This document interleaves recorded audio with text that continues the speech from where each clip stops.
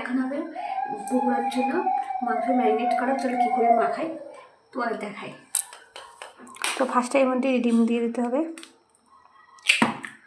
বুঝছো?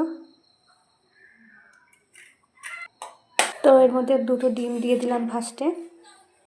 তো তারপরে দিয়ে দেবো বেসন পরিমাণ মতন। তো এর মধ্যে বেকিং পাউডার দিয়ে দিলাম। তো এর মধ্যে তারপর দিয়ে দিলাম পেস্ট করে রাখা আদা রসুন আর কাঁচা লঙ্কা।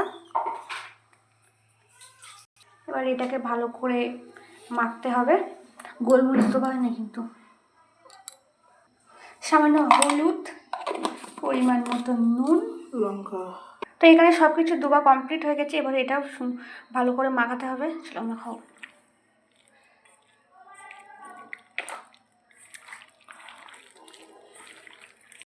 তো এখানে এই যে ম্যারিনেট করা হয়ে গেছে।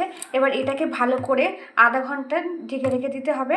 তো ঢেকে রেখে তারপরে এটা ছেঁকা ছেঁকা গরম তেলে ভাজা হবে। চলো ভাজার সময় তোমাদের আমি দেখাচ্ছি। তো আমি এখন গিয়ে সন্ধ্যেটা দিয়ে আসি।